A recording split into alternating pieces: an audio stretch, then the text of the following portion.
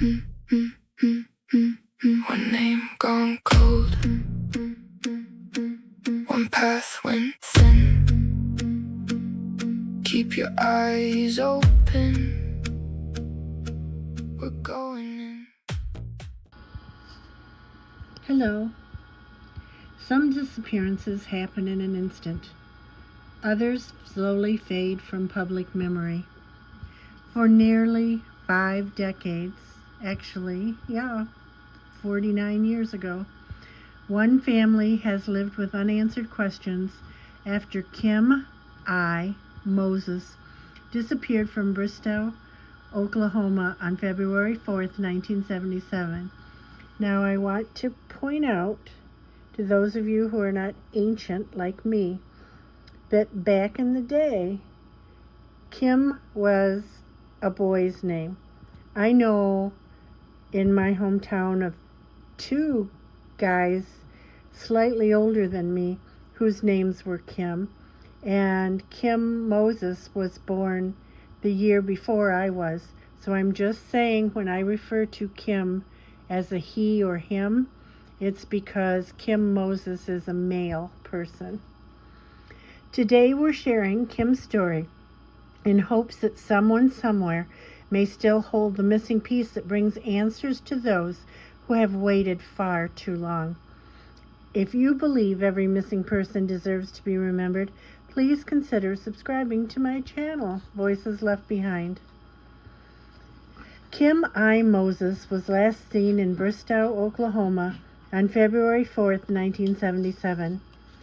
Very little public information has ever been released about the circumstances surrounding the disappearance, primarily because his mother, shortly after he disappeared, filed a missing persons report, and now that report is missing.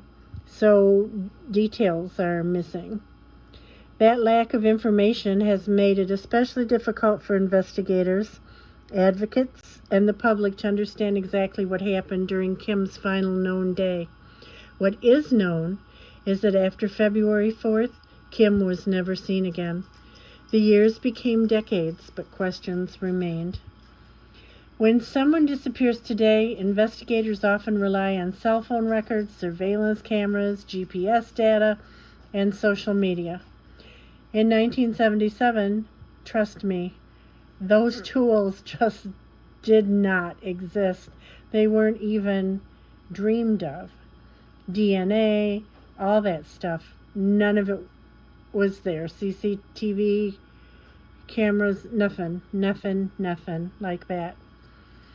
Missing person investigations depended heavily on eyewitnesses, physical evidence, and community tips. If those leads disappeared, the trail often disappeared with them. And as time passed, memories fade. Witnesses move away, or they unfortunately pass away. Evidence becomes harder to locate, and countless family, including Kim's, were left waiting. Kim is also remembered as an Indigenous missing person. Across North America, Indigenous families have long called attention to the fact that many disappearances involving Native people receive less media coverage and fewer investigative resources than other cases.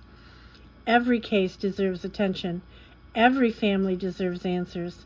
Every missing person deserves to have their name spoken. By continuing to tell these stories, I'm helping to ensure they are never forgotten. Nearly 50 years have passed since Kim vanished, but time does not erase the truth. Someone may remember a conversation. Someone may recall seeing something unusual. Someone may finally be ready to come forward. Even information that seems insignificant today could help investigators better understand what happened. Cold cases have been solved after decades because one person chose to speak. Perhaps Kim's case can be one of them. Kim I. Moses has been missing since February 4th, 1977.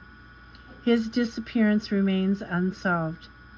If you recognize Kim's name, remember details from that time, or have information that could help investigators, please contact the appropriate law enforcement.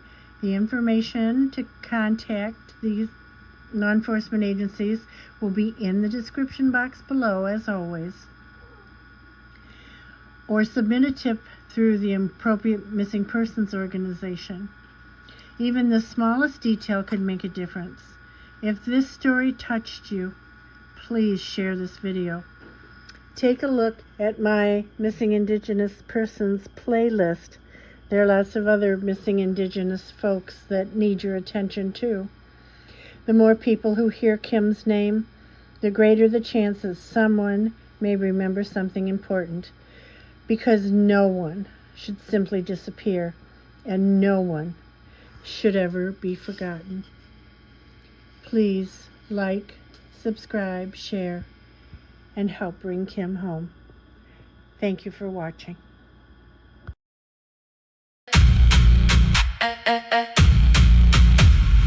If you know a thing, say it now. Once more.